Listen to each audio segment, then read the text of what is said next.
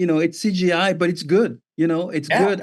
People can really relate to it when it's well made, and there's been a lot of heart into it. And CGI is not a bad word. It's a good word when it's done right, and directed by someone who knows how to use it. Congratulations, first of all, for the nominations. Guardians of the Galaxy Volume 3 absolutely deserves it. It's one of the best Marvel movies that we've seen in modern history. But this is really Rocket's movie. Let's talk about this for a second, because can you guys talk about turning Rocket from a four-legged, more animalistic creature into a two-legged one in the course of Guardians of the Galaxy Volume 3? Well, I'm Steph. I'm the visual effects supervisor for Marvel, but I think the right person to ask the question to is Alexi, because Alexi at Framestore was in charge of all the flashback sequences, actually. Yeah, well, we knew very early on that that was the heart of the story. It was going to be a Rocket story. Steph and James told us that it was very, very important. So there was some design done by Marvel Studio of Rocket at different age. Of course, they were just sketchy, so they are not yet far from being photoreal.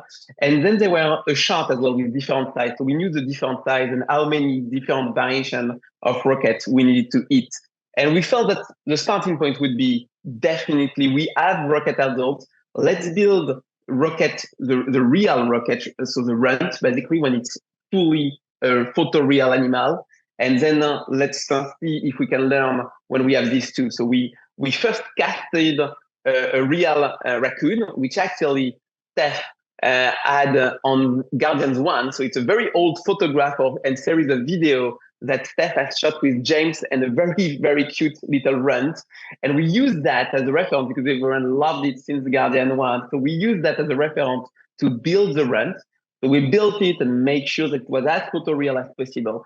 And then there is this very first shot in the movie where you transition from the runt to the adult rocket. And we said, well, I'm sure we could learn a ton by doing this blend shape and seeing how they transform and seeing what could we learn about how his shoulders are created, how his thumbs are, how his legs are created. So we did create a blend shape, and surprisingly to us, it was really, really useful because we snapshot at the different size that Steph and James choose, and we already had an evolution in the facial feature from a real raccoon, a runt, to rocket raccoon because we had that asset. So we learned a lot about that.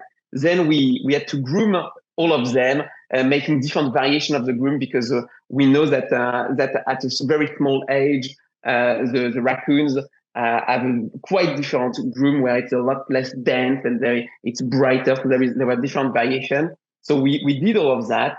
And then there were a huge task about the implants because the implant not only need to be there, but they needed to also to serve the story. They were there for a reason. It was to help the progress of the shoulders, being a character on all four to a bipedal, to help stretching the legs, to help extruding the thumb, all of that. So that's how we design the implants, and the implants are very big and extruded at a small age because that's where they need to do all the work. And then they are slightly smaller, closer to his skin when he's older. But all of that, of course, went through different phase of design and concept and feedback. But it was, as you can imagine, one of the most important aspects of the movie. So a lot of love, and then a lot of love in animation. How do we animate him as a baby versus as an adult, and what do we need to take from Sean and Bradley as a young age versus older? So obviously we know that a raccoon emotes a bit less because it's an animal, so he does not smile or stuff like that. So we try to make it a bit more subtle at a young age, and of course he is more on all four, and the older he gets, the more straight he is, even if adult rocket is a bit bent because it's still an animal. So lots and lots of research to find the right balance for all of these versions. Wow, that's incredible. I was just about to ask you that about finding the right balance between baby Rocket, who's more animalistic, and then seeing him evolve to Sean Gunn's body performance and Bradley Cooper's facial performance, and blending all that in. But that's such a fantastic answer. But I think if I can just add, I think when he's older, I just want to add that yes, animators are doing a lot, and we are looking at raccoon reference, and same for Lila Chief's floor, we are looking at all real animals. But I think we are also constantly looking, and the one thing that Steph and James wanted in our animation submission was not the real animal reference, was mostly Sean Gunn reference as a stunt male and Bradley Cooper, and trying to make sure on every shot that we get the right level of emotion and we understand what Bradley and Sean were trying to do as actors. And even if we don't mock up or rotoscope the performance, we need to make sure we emphasize the right point of emotion. We tell exactly the same story. So I just want to emphasize how important the actors are into the process of creating Rocket Raccoon. I do want to talk about the orgoscope because it's so beautiful and such a cool thing that I've never seen anything like that before. Can we talk about the design process and creating the orgoscope and bringing that to life in Guardians Volume 3? You know, the thing about working on a James Gunn film is that the amount of attention he puts into the like pre-production and the concepts it really holds true all the way through the film, which is a huge benefit for doing the VFX, because instead of trying to figure out all the answers, we're really just trying to sort of implement and improve on what the design is. So I would say, you know, when you look at the original concept of the space station, which is really strange, and then our final result, which is also really strange, it's pretty close, you know, from a distance. But it was still a big challenge just to technically to realize that was difficult, just because it's an organic station and it's so, the scale of it is so large to render those types of things. It's computationally very hard to do in the computer, just with the fact that you have all the subsurface scattering and reflectance that you got to deal with on such a large scale. But then artistically, you know, we knew what it looked like. We had a few concepts that we knew what it looked like from far away, but we had a lot of shots where there's a lot of intimate like dialogue between the characters. And to sort of take that grotesque design and to realize it in a way that wasn't overly distracting, but was just like the right mix and right foil to the seriousness of the conversation with the actors. Like it was a pretty steep learning curve. Like, oh no, we can't put this weird, you know, organ over here because it's going to pull your eye too much and it's too gross. But if we take away too much stuff, it's not gross enough. So finding that right sort of like squishiness to the ground and then right amount of gas coming out, like it was a pretty big iterative process of like trying things and figuring out what worked. And I would say in dealing with those very fantastic environments, the thing that we learned was you try to find something that you can relate to in the real world. So in an environment, you know, you've got foreground, midground, and background elements that you can help with your composition, like little rocks in the foreground or bushes or trees in the midground, and then like a vista of rocks or mountain in the background.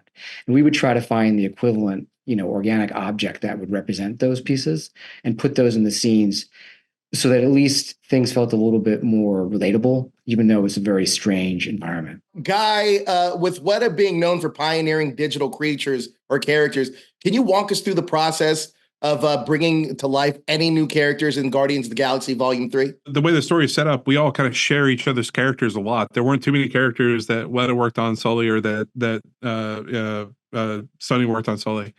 Probably one of the characters that we worked on solely was in the end tag when, you know, the new Guardians are being sort of introduced to the audience. Groot's nowhere to be seen, but it turns out that Rocket is actually sitting kind of on Groot, and Groot's just sort of lying there with his back to camera, and he looks like a giant rock. Just figuring that out, but there wasn't anything too terribly, you know, dramatically new in the way we approached that as opposed to any of the other groups we had done. Yeah, wow, that's a tricky one. It's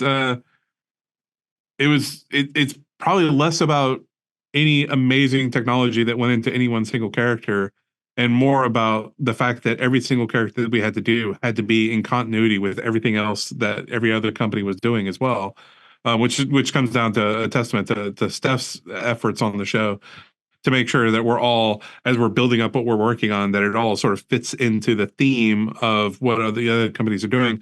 And more importantly, it fits into the theme of what James has in his mind, because James is the one that's coming up with all these fantastical permutations, these fantastical visualizations of how these characters come together. So it's a sort of choreography of trying to make sure that we're all working together on the same page. I'd say one thing you guys had to do, which was, even though Groot was actually made by Framestore in Montreal initially, you guys had to, come up with all the stuff that Groot does when he fights the people in the Arete. When he opens his body and there's all these guns that come out of him, and then he transforms into, a flying Groot and all these things. So there was a lot of R&D you guys had to do to figure these moments out, because there's a bit of cheating, happening with the scale of his body and what he can actually hide inside his body and all that stuff. So it's not necessarily, exciting new technology, but it was requiring a lot of thinking, trying to get that to work with the action, work with what James had in his head, and being able to translate it into something visually compelling. You're talking about the Octogrid scene. Yes. Yeah, you're right. It's there's the artistic approach, and then there's the technical approach. The artistic approach being that he's got all this stuff. He's got 8 guns plus Star-Lord's 2 guns, and they don't fit inside of his body. So you're doing this thing where, since we're seeing them from the back, they're all sticking out the front, but then he pulls them back out the back. So there's a lot of little cheats that you do in there to make that work. But then from a technical standpoint, because all that doesn't fold back into a single, it's not what Groot was built to be. Like, all the arms are just individual, they're their own little creatures that you sort of weld onto the back of Groot, and then you use little trickery to hide their joints. Those are little moments that you get to put into a film, but they're all really fun to work on. It's all fun stuff to sort of figure out and how to visualize in a really cool way. Alexi, in terms of technical advancements, how has the visual effects process evolved since the last Guardians movie, and how has that impacted your work on this latest installment? Visual effects evolves constantly all the time, and what we are able to do is and actually, what is weird is our render time are still very slow. And why is that? Because the technology is progressing really fast, but we are asking to do more and more and more to our computers. So basically, instead of rendering 50 animals together, we are now going to render 600 animals running with the Arete spaceship exploding in the background. And all of that needs to be photoreal. And so all our lighting is more physically plausible than it was before, because our renderers are smarter, and there is more rays of light and all of that, making everything looking better. But it's still hard to render, because we are putting so much more into what we ask, and even in terms of number of shots, in terms of number of assets, in terms of everything. For us at Framestore London, we were very much involved in the backstory of Rocket, where you have this 4-hero full CG character, and there's a lot of close-up and some extreme close-up on the eyes.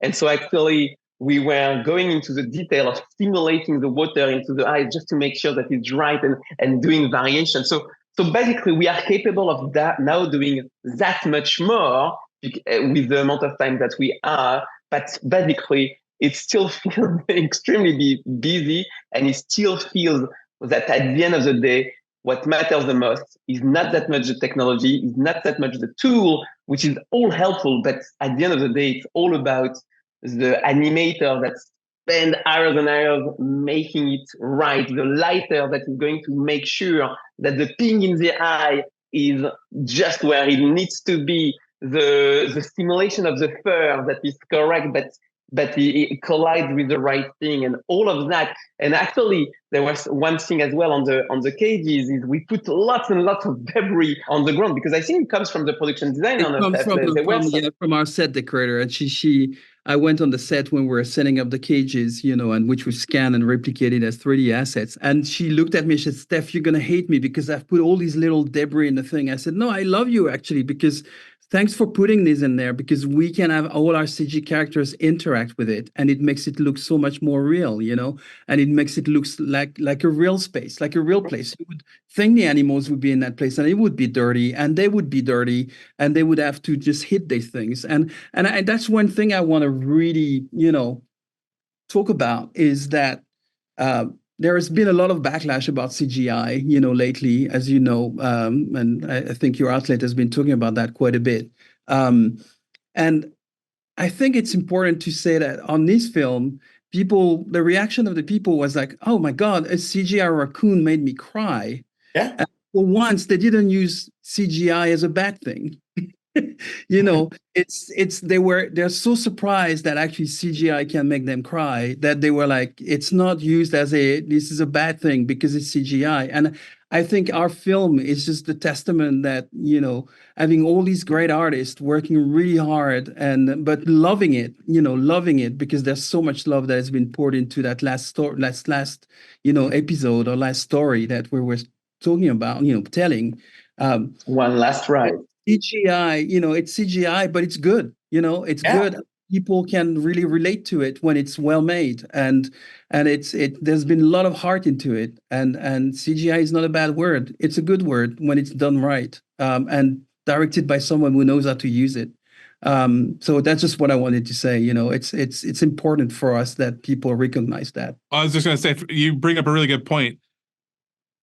Movie making is one giant cheat. It's not like you go out and you take 2 hours and you shoot your 2 hour movie. Everything about the movie making process is all this trickery to create this beautiful narrative story. CGI is just the latest version of trickery that's been added to the equation. It's just another tool for all the creatives to come together and put the process together. Steph, I actually wanted to ask you, what was your approach to balancing practical effects with CGI? And were there any particular scenes where the blend was particularly critical? And what have you learned from your experience on this last film of Guardians of the Galaxy that you're going to take with you into Superman Legacy? James likes to shoot stuff, and so it's not just the practical effects, it's the practical sets, it's the practical stunts. And I think everybody, because James' input, everybody was really aware, like, okay, we know we're going to have a lot of CG in the film. But also we're going to have, and James is very key in balancing all this, also in terms of the makeup, like all the people encounters were made by Legacy FX, and they did a ton of work on the film. And the reason why was that James wanted us to focus on what we can do the best and other people to focus on what they can do the best, Right. So we built gigantic sets. Nowhere the Bowie is a full 3-level set. The orgoscope interior was a huge set as well, and stunts were really trying to get us as much as possible. We did some of the best wire work we've done on this film, and there's actually people that we usually would replace as soon as they leave the ground that we actually kept for much longer because the stunt team was really good at wire work. And so it's all these things, and embracing the reality of the way James wants to film stuff, with his camera, with his tiny camera that he's using on these shows. And, we're bringing that to what we're doing now. So it's all about embracing the physicality of things and augmenting it and just making sure that everybody can sing. We all sing together, the practical and the digital, and we all blend. And like The Oner is a huge example of the blending of all these techniques and everything singing together, because you can't tell at what time there's digi-doubles and what time the set is actually real. Sometimes it's not real, but you can never tell because we keep changing things and we've shot everything, but we've augmented everything. And that's where it works the best. Thank you guys so much for your time. Steph, Guy, Theo, Alexi, you guys are absolutely incredible. Congratulations on Guardians Volume 3. I'm really excited for what you guys do next. I know Superman Legacy, Steph, is coming up for you. And Alexi, I'm really excited about Paddington in Peru. But thank you guys so much for your time. I really appreciate it.